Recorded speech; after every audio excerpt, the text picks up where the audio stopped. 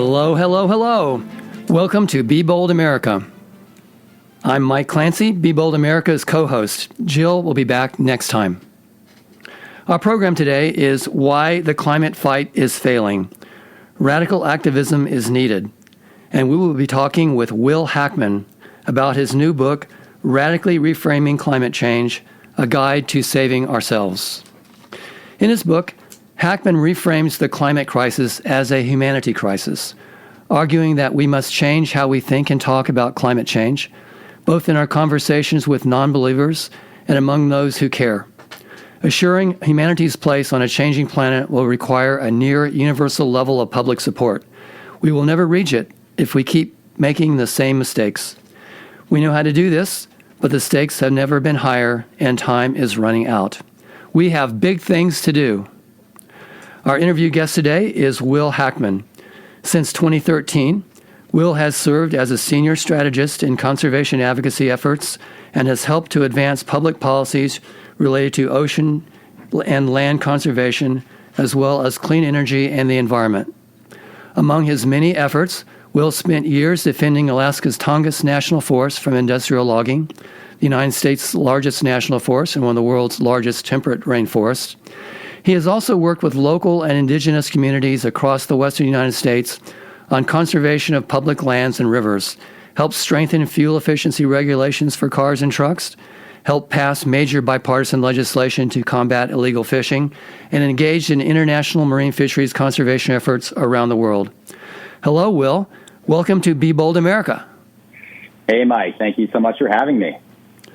Will, first of all, congratulations on your new book, Radically Reframing Climate Change, A Guide to Saving Ourselves. I've read the advanced copy, and I have to tell you, I think it is excellent. What inspired you to write the book, and can you tell us a little bit about what that journey was like? Yeah, well, thank you very much. I appreciate that. I'm glad you liked the book. I'm glad that there are many things that resonated with you. That's the point. I really want to try to make change with as many people as possible, but also have a book that's easy to read. Anybody can pick it up with any understanding of climate change, the issue of climate change, public policy, advocacy, activism, building campaigns, movements. That's all my background, but I know that's not everybody's background. Politics, what does that word mean? And optimism. This is a very optimistic book.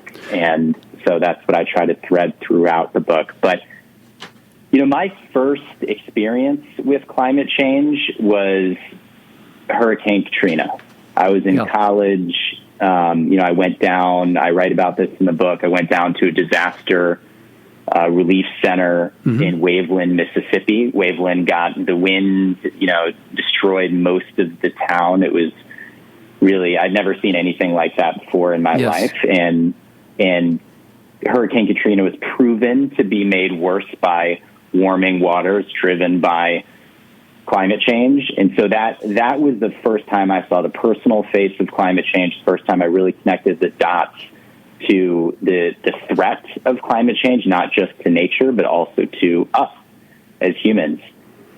Since then, I've seen it, that kind of opened my eyes, but I've seen it in so many different situations since Waveland, since Hurricane Katrina. But over the years, I've just learned more and more. I worked in politics, different political campaigns across the country. After that, I got into the global conservation advocacy community, doing land conservation, marine conservation for a global non-profit organization.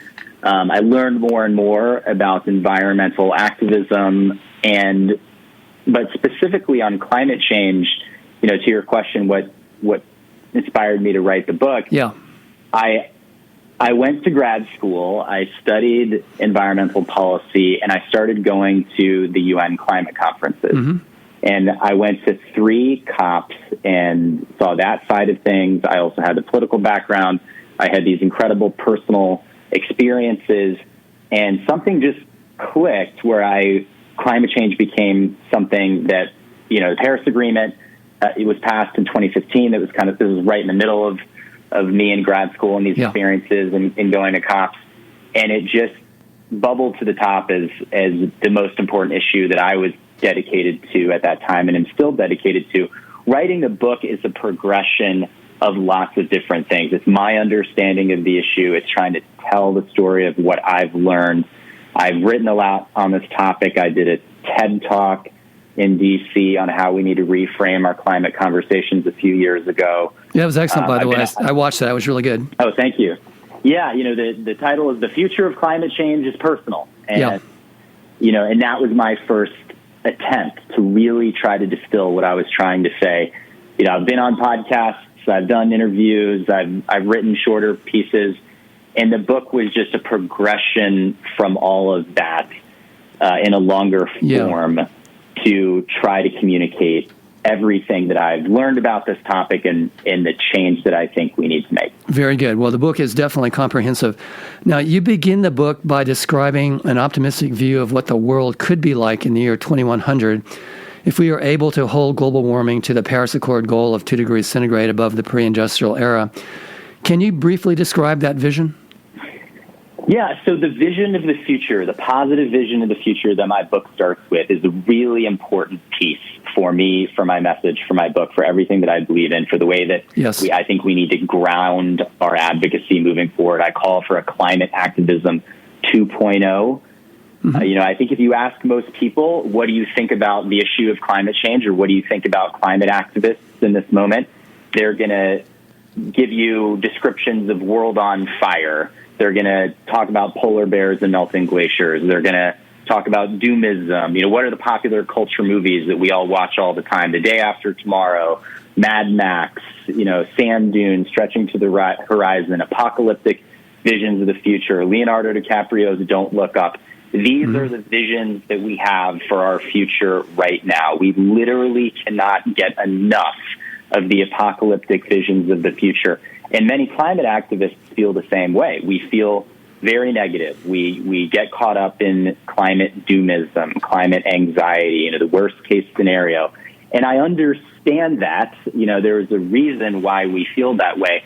However, if we as climate activists and advocates who care about this issue deeply are trying to inspire change, if we are trying to build a movement of grassroots collective action that brings us to the policy solutions that we need to solve climate change, we can't build a movement on doomism. We have to give people a positive vision of the future, a hopeful vision of the future. Yes. So that is what I'm trying to do. That's great. Yes, I'm trying to take back our vision of the future. Yeah, I think we definitely need to do that. In Chapter 2, you talk about the politics of energy and the new denialism. You assert that there is a new and growing form of climate denialism that hinges on the idea that our current energy system is too big and too difficult to change, especially as global demand for energy grows and we desire to keep energy costs low. Can you expand on this and compare it to what we have heard from climate change deniers of the past? Yeah, so the story of climate denialism to me goes like this. At first, climate change was a hoax. Then it was, climate change is probably happening, but, I'm not really sure that humans are contributing to it. I question that human-driven emissions are contributing substantially to this issue. Today, I think certainly not everyone, but the fossil fuel industries, those in power who are advocating for the status quo at all costs, they admit that climate change is happening. They admit that humans are likely making it worse, but they are now saying, but this is too expensive to fix. This is too large. Our global energy system is just too embedded. It's too entrenched. It's too big to change. And, by the way, you don't want your energy bills to go up, do you? They play off of the fear of change, the fear of the cost of living, the fear of what happens if your utility bills go up. So this is the most effective form of climate denialism to date, because people really do, we are seeing an incredible affordability crisis happening across the country right now because of the Iran war and other things. We are seeing the largest energy shock in history.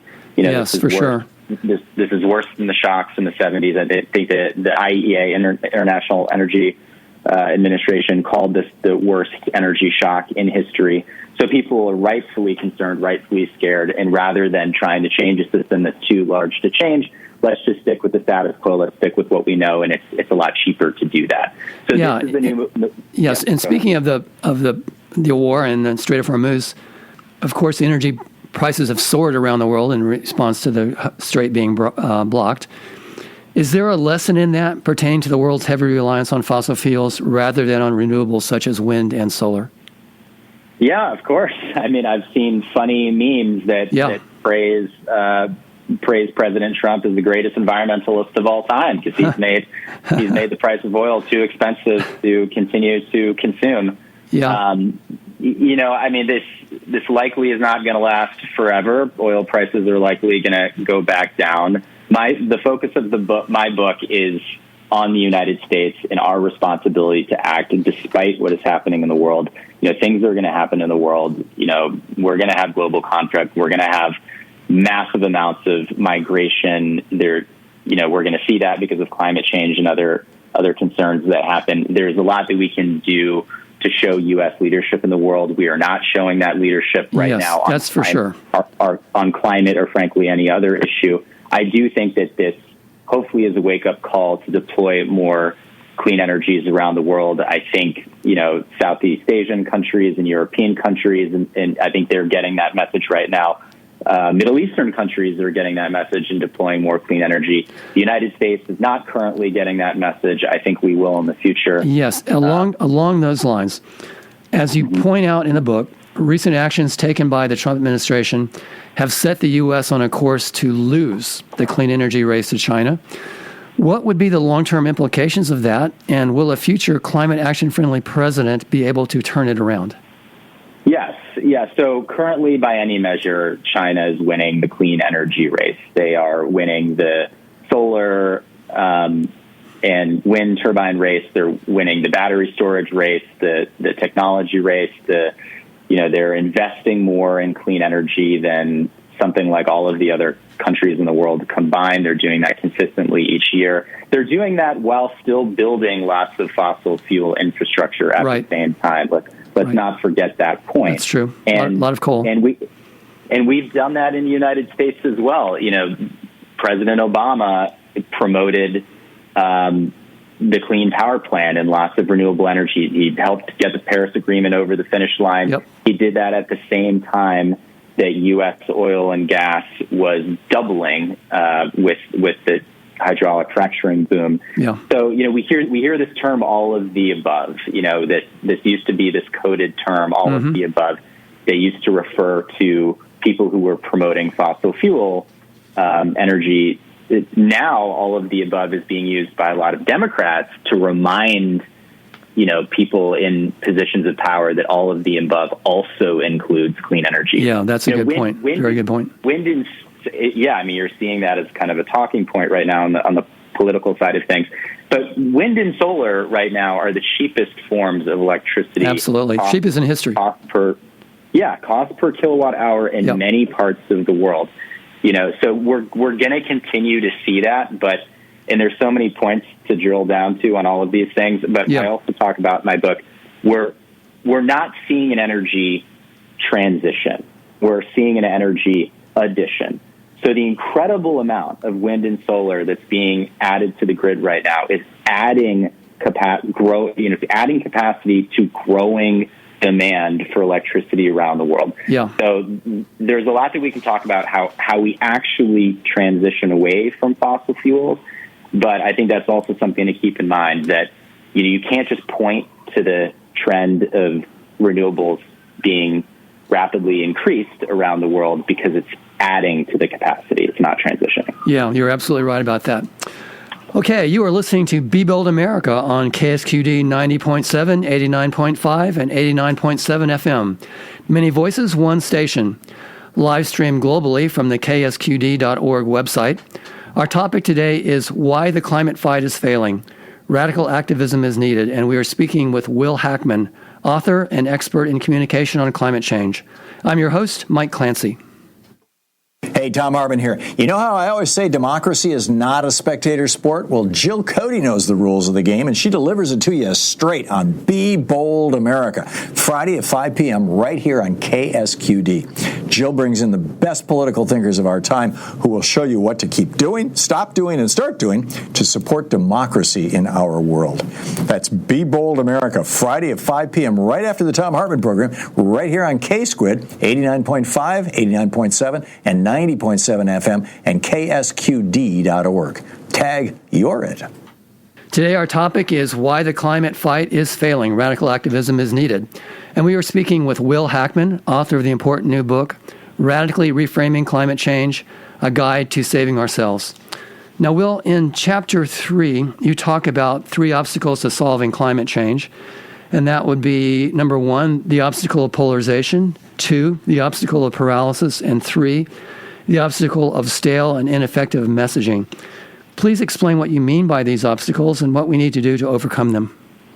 Thanks, Mike. And, before I jump into that, I just wanted to add one more thing to the U.S. versus China piece, if I can. Because, Sure. I do hear this from so many people. Why is it important the United States still act? What about China? What about India? Aren't they the top emitters now?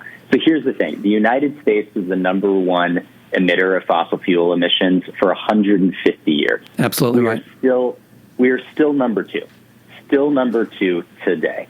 And we are the top producer of oil in the world, True. The top producer of natural gas in the world, the top exporter of natural gas in the world. We have 25% of all of the proven coal reserves in the world. Our coal exports are increasing each year. If you add the fossil fuel impact of our exports, in addition to our domestic emissions, we're back up at number 1 as the number 1 emitter. So this is why it is so important for the United States to act. We have a historical responsibility. We have a very active current responsibility. We're dominating the global fossil fuel supply infrastructure. We're shipping, oil, gas, and coal all over the world to 173 countries. We are exporting climate change to nearly every single country in the world. So I get that, a lot of people are concerned about China and India. They need to figure out I'll write separate books on those countries, later on. Mm-hmm. But the book that I wrote is focused on the United States. If the United States does not find a way to show leadership on solving climate change, we will not solve climate change. I want to make that crystal clear. I totally agree with you on that. The United States needs to lead. And of course, pulling out of the climate accord twice is not leadership. That gives other countries an excuse to not double down on their efforts. And by the way, I'll add one thing to your list, and that is the United States also is the highest per capita user of fossil fuels. We have the highest per capita carbon footprint of any country. So back to Absolutely. Chapter 3. Those three obstacles you mentioned are the obstacle of polarization, the obstacle of paralysis, and the obstacle of stale and ineffective messaging. Can you explain a little bit more about that? Yeah, so the point that I'm making here is that the obstacles to solving climate change are not fact-based. They're not scientific. They're not technical. We don't need a bunch of studies and, debates and understanding of the issue to solve climate change. The obstacles are ideological. They're identity related. They're political related. They're related to how you and I see ourselves in the world and see ourselves in the issue of climate change. So the first obstacle of polarization, climate change is one of the most polarized issues in the country. We see that time and again. We see that the way people answer polls, the way that they're voting on the issue, the way that they think about the issue. Look at the president that we have right now. Look at his statements on the issue of climate change. Look at the things that he's been doing to roll everything back that the previous administration put forward. Climate change has become a political football. I'm not talking about the objective scientific reality of global warming. I'm talking about the polarization of the issue of climate change and how people see this issue and see the solutions around this issue. What does the cap and trade bill look like? What is the Green New Deal? What is this proposal or that proposal? A lot of this has to do with the way that we are communicating this issue, the messages and images that we are using within the climate movement impacts people's polarization. There's research behind the image of the polar bear being a polarizing issue or polarizing image for people. Even the words climate change have become polarizing. And, that's due to many decades of disinformation and misinformation campaigns. But we also play into that with some of the images and messages that we choose to use within the climate community. So the second obstacle to solving climate change is paralysis. This is intended to turn the focus back on the climate activists, those of us who care about this issue the most. We are disengaging from voting. 18 to 29-year-olds turnout went down from 2020 to 2024. We think that young people are going to solve climate change and save all of us. Well, voter turnout for young people at best is 50%. Yep. But in 2024, it went down to 42%. So what's happening with young people? They're filled with anxiety. They're disengaging for the process. They feel betrayed by our institutions, betrayed by the government. So there's a lot that my book gets into about paralysis and what we can do to empower people to feel more optimistic about the future, feel like they can actually go out there and make change. And then the third is stale and effective messaging. That's what we've been talking about. Why are we still talking about saving the planet? Why are we still using the same messages from 50 years ago from the first Earth Day? That's worked for many different things. I think it does work to save a forest or to clean up the Cuyahoga River in Ohio when it catches on fire. I think it works to raise awareness about, pesticide pollution or chemical pollution or, an oil spill in Alaska. I don't think it works on the issue of climate change, which is inherently global, inherently affects all of us. So my whole thing, it's not a climate crisis, it's a humanity crisis. It kind of brings up a really good quote in your book, and that is, quote, "The first rule of climate change, don't talk about climate change," unquote. Sure. Well, for those of us who are millennials and grew up with Fight Club, I think a lot of people might remember the first rule of Fight Club. So I have a lot of message frames that I introduced in the book. One is the Earth doesn't care about you. Yeah. That to me is the opposite of the save the planet. It's intended to shake us out of the save the planet mentality. The Earth doesn't care about us. For anyone who's been up close and personal with a Category 5 hurricane, which I have, or who's been out in the Bering Sea in Alaska as a crab fisherman, as I have, and seen what nature can do. Anybody who's ever lived through a forest fire or other, catastrophic weather event, they understand that nature doesn't care about them on any sort of individual level. Nature is objective. It's the world around us that doesn't assign care or, so that's just, it's a way to, again, reframe this back to us, our personal direct connection. We are doing this. Solving climate change is not about saving the planet. It's about saving us.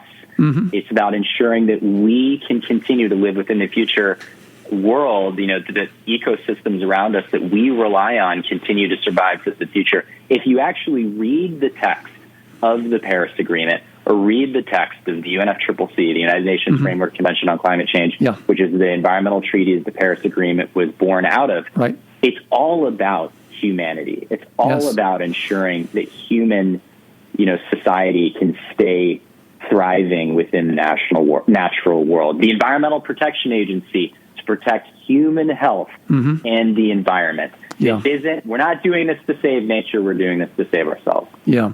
I really enjoyed your discussion of, quote, Newton's third law of politics, unquote, in the book. I hadn't heard that term before, but I certainly see how it fits.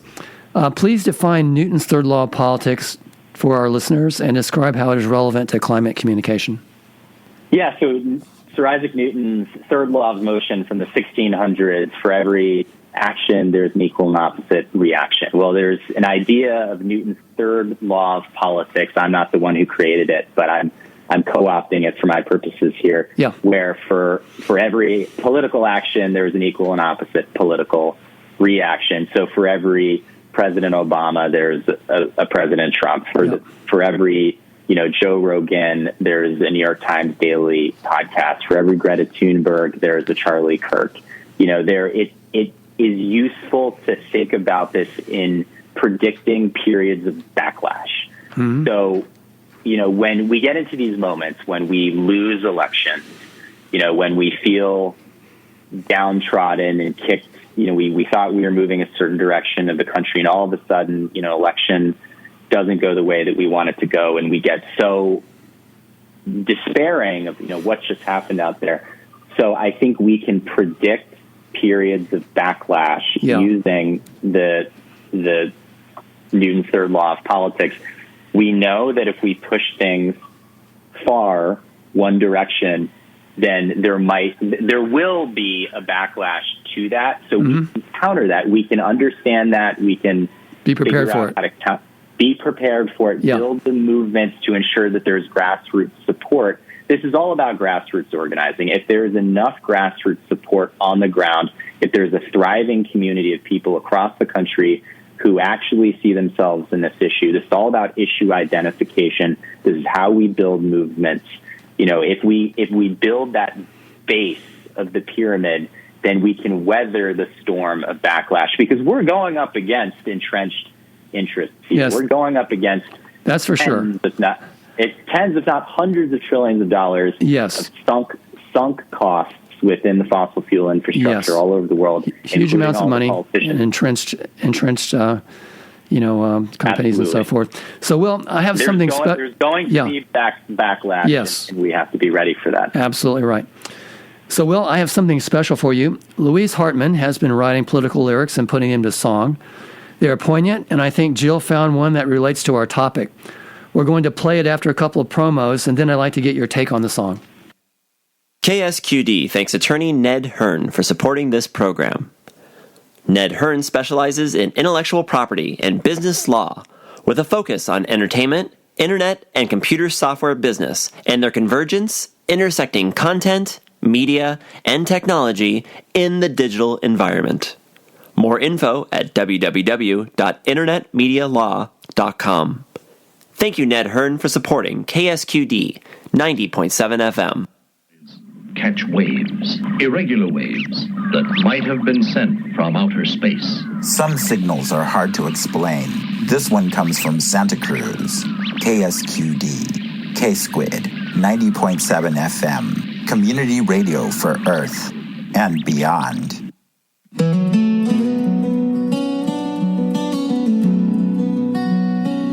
They say tone it down while the fire's still burning. One side's preaching hate, the other's still learning. False balance feeds the flames, we all know the plan. Democracy's breaking on the both sides scam. This is not the same, stop the charade.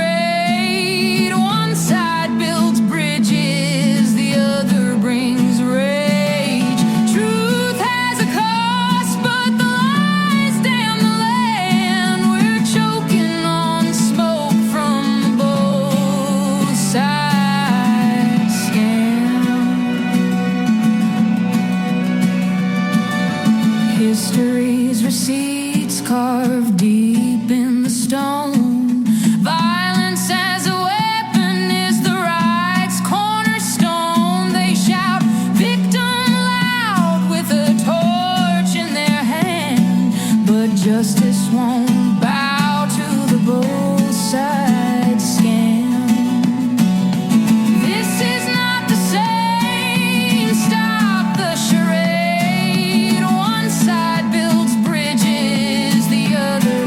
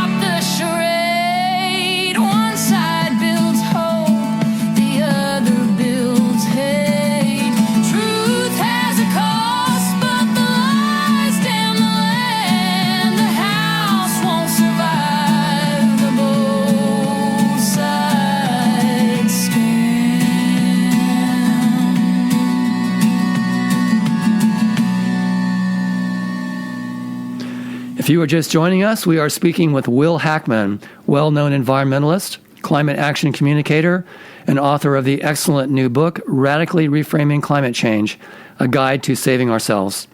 Now, Will, we just heard Louise Hartman's The Both Sides Scam. Do you have any thoughts to share after hearing it?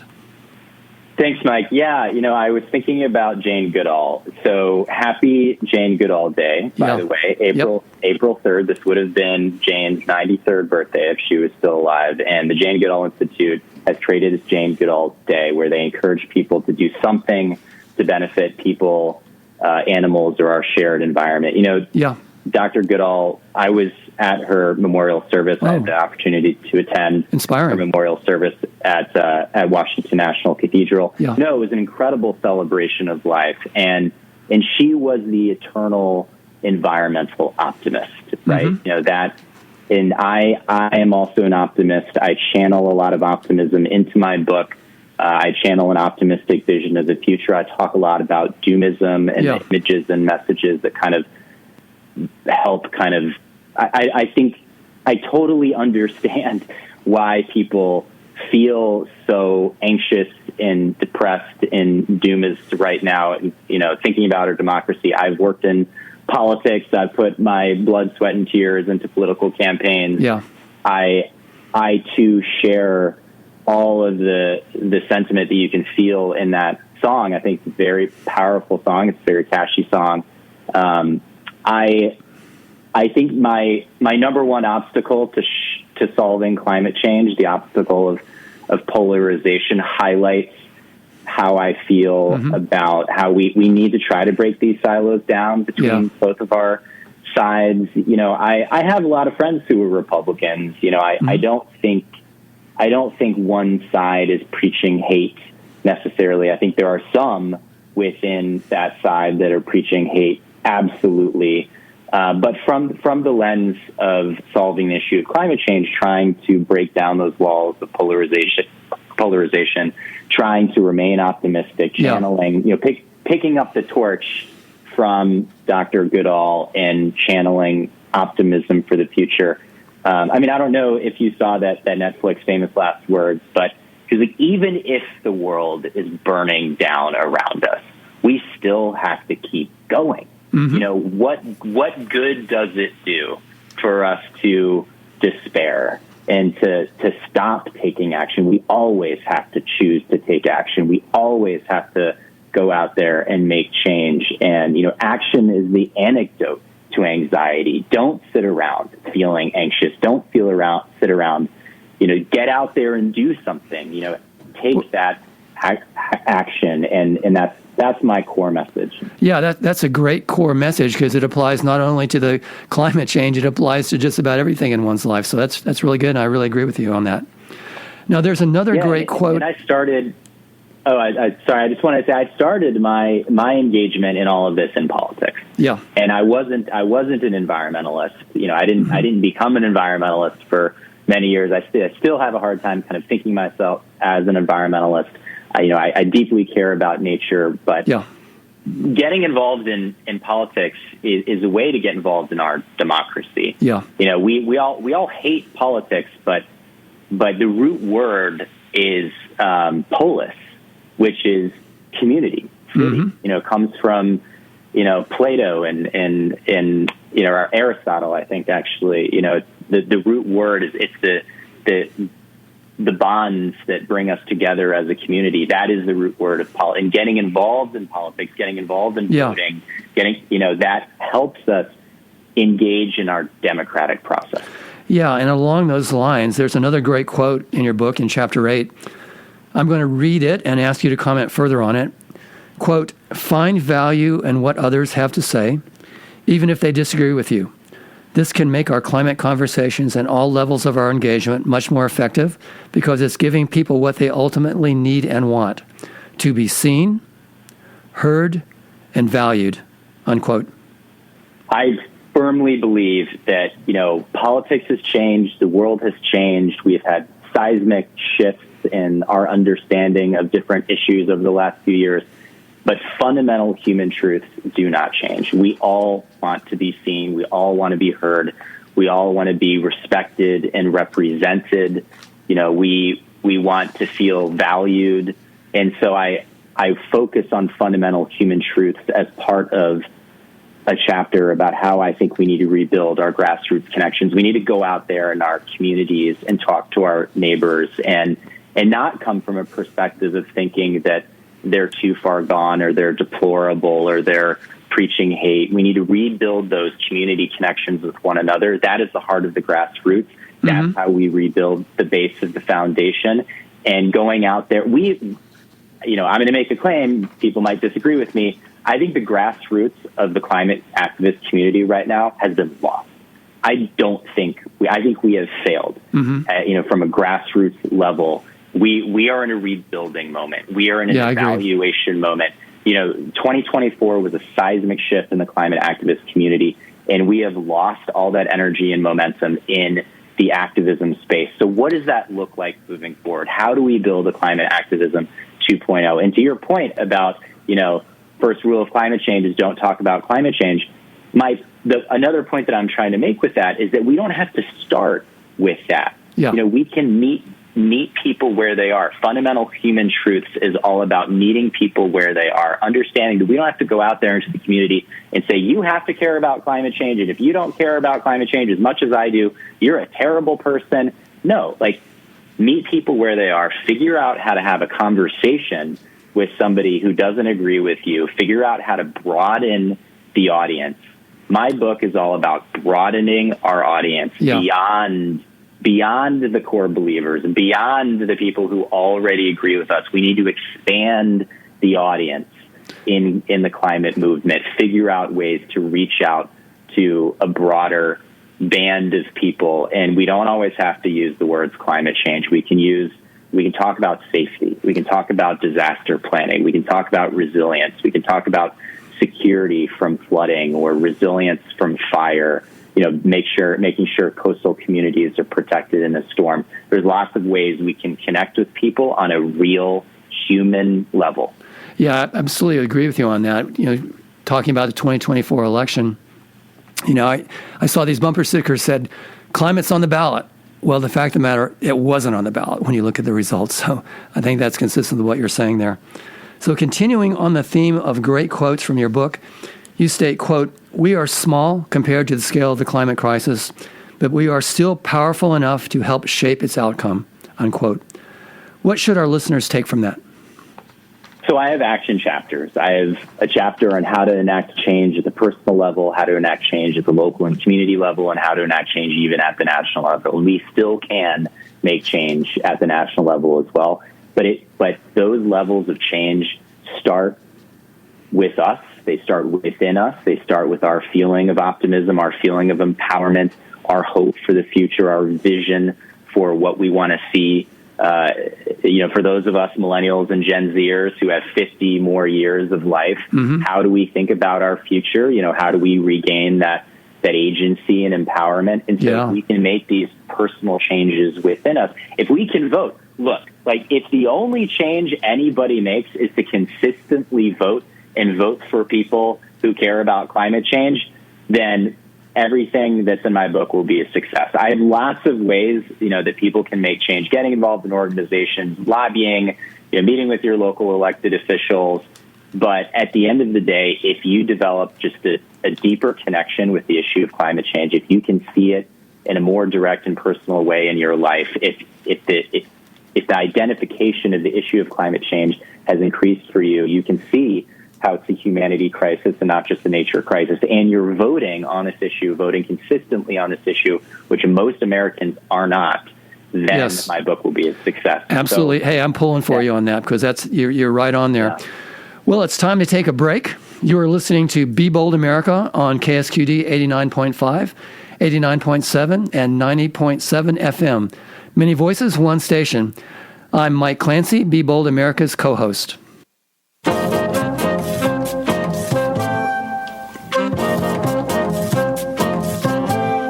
Float like a butterfly, sting like a bee. You're listening to KSQD. Friday nights at 6, it's the Downbeat Shuffle program. Caribbean Basin sounds from the 50s and 60s, only on K-Squid 90.7 FM.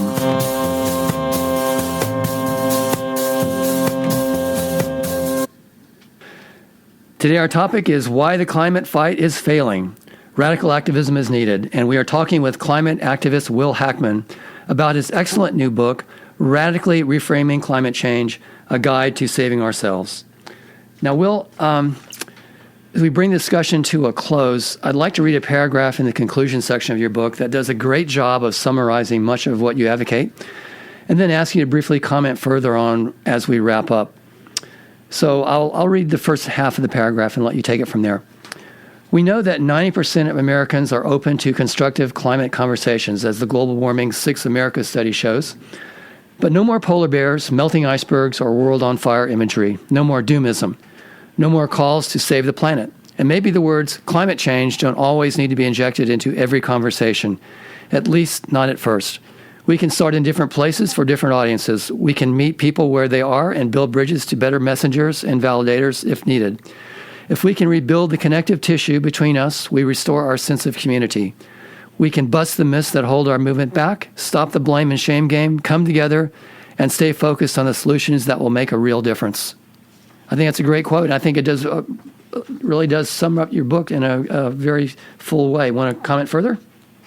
Yeah, well, it's perfect as I wrote it, so I don't know what else to say. But no, in all seriousness, I mean, this illustrates the three obstacles to solving climate change, and in the internal reflection that I think many of us, again, the people who hopefully will read my book and who are part of the climate movement, you know, the advocates and activists, the people who are searching for direction right now, searching for solutions, searching for a way that they can continue to make change. I am giving action steps and advice in ways that we can feel empowered to those of us who care the most and who are feeling despairing in this moment. I'm trying to counter that doomism and counter a lot of what we're seeing in popular culture right now. And frankly, a lot of media messages that like to focus on the negative stories and not the positive stories of what's happening in the world. There's always going to be a million things to focus on negative if you want to take that direction. But we do need to rebuild our movement. We need to rebuild it from the ground up. We need to figure out what is going to be more effective in the future.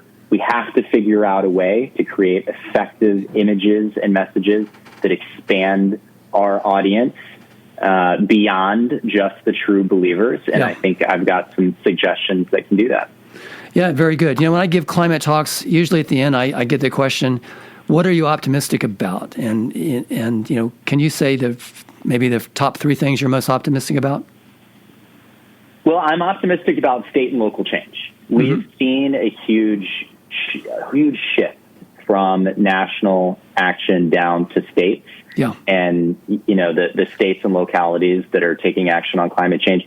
States and cities are where we live.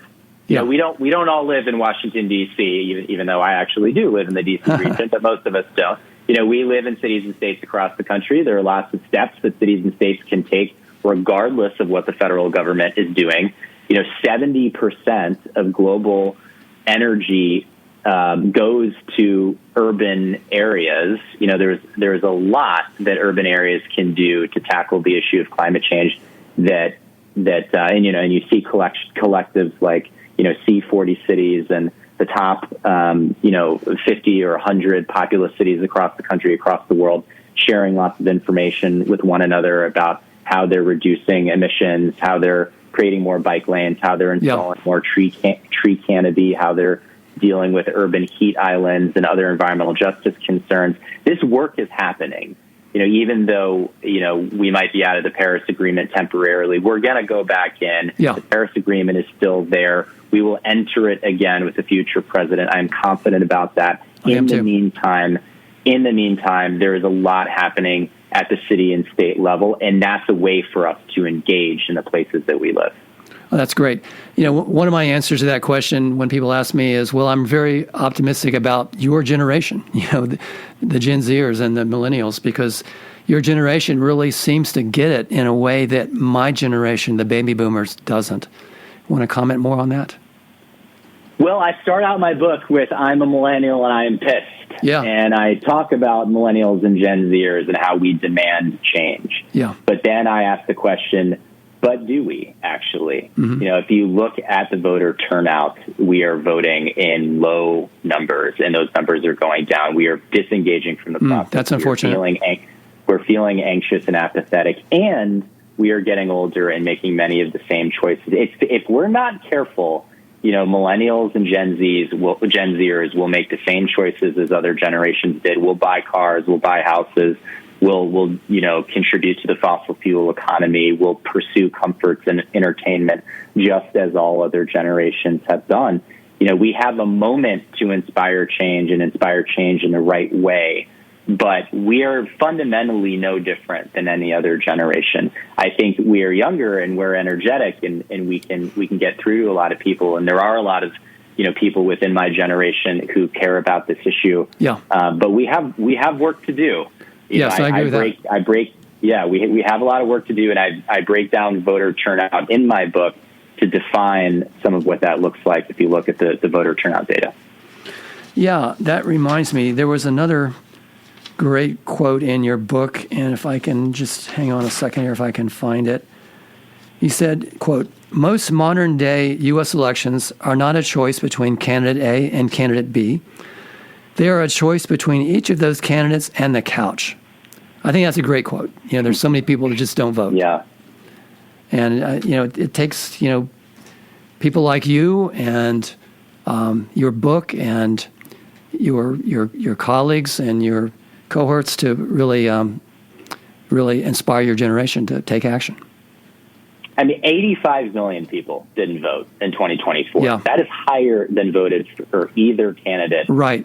President Trump or Kamala Harris. If did not vote had been a candidate on the ballot, that candidate would have won by a landslide. This is we say that an election is historic when we get 50, 60%, 70% of the vote, and then the midterms, historically high voter turnout in the midterms when it's 50, 60%. Yeah. And then when you break that down between 18 and 29-year-olds, it goes down even further.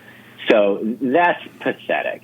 I'm sorry, but the level of disengagement that we're seeing, it's pathetic. And I think there's a lot that we can do. I understand why people are disengaging from the process. I understand why they feel betrayed by our institutions, but we have to figure this out. We have to figure out a way to talk to them. We have to get out there and do the work.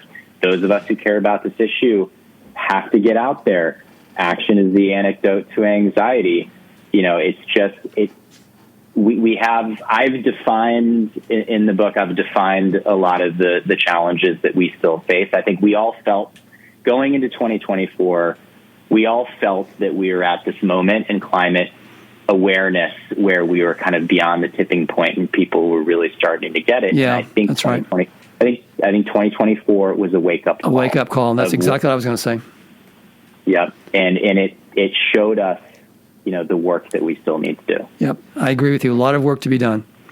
Well, Will, one of our traditions here at Be Bold America is to ask our guests what they think our listeners should keep doing, stop doing, and start doing. As Jill would say, our future depends on it. So in the context of fighting for climate action, what do you think we need to keep doing? Keep retaining hope for the future. Keep believing in a hopeful vision of the future. Great. And what do you think we need to stop doing? Stop trying to save the planet. Stop associating polar bears and melting icebergs with climate change. Make it about people. People near you, people in your community, people close to you. Climate change is not about polar bears and glaciers and saving the planet. It's about saving us. And what do we need to start doing? I think we need to start engaging more with our local elected officials. Maybe I can add a stop, pulling your hair out about national politics. All politics used to be local. Right. That was the saying. That is no longer the case. All politics is now national, and we need to bring politics back to being local. Most people don't vote locally. They don't engage locally. Maybe they vote in the presidential election. They don't engage on a local level. I think if more people engaged locally in their communities and actually felt part of that change in the community, and all it takes is a couple people going to a board of supervisors meeting or going to a town council meeting or going to a public hearing on some new project that every opportunity from infrastructure to energy planning to utilities to water resources to parks and recreation. Look up your town's boards and committees or your county's boards, and every opportunity is an opportunity to talk about climate change and how your community is building a resilient system or reducing carbon emissions or so I think if all of us engaged locally at least a little bit more, then I think we would be in a better place. I totally agree with you, and a good place to start on that is to go to your city council meeting or county council meeting, and when you are allowed to speak, say, I'd like to hear about your climate action plan. What's happening with your climate action plan? And, track that and let them know that, you expect something to happen there, and that can have a big impact. Absolutely. We can make a huge impact locally in the places that we live, and that will trickle up into national action. I absolutely agree. Very good, Will. This has been excellent. Will, your new book, Radically Reframing Climate Change, A Guide to Saving Ourselves, is excellent, and I recommend it highly to our listeners. Where and when can they get a hold of it? It went on sale yesterday. Oh, great. April 2nd was my book birthday. It is on sale anywhere books are sold. Excellent. Very good. So, Will, thanks so much for coming on Be Bold America. It's been a real honor to speak with you today, and I wish you the best of luck as you pursue your important work.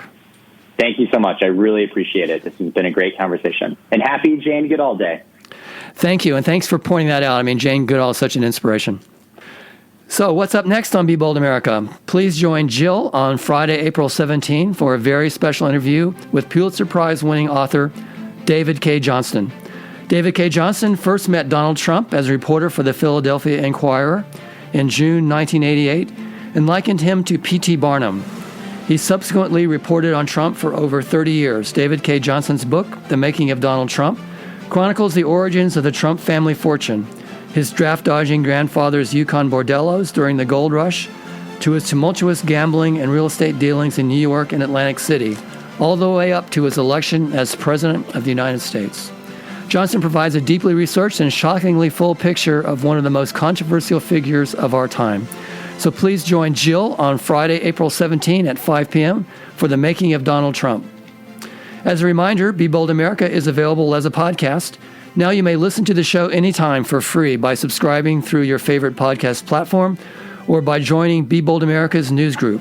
To do so, visit jillcodyauthor.com and complete the pop-up form.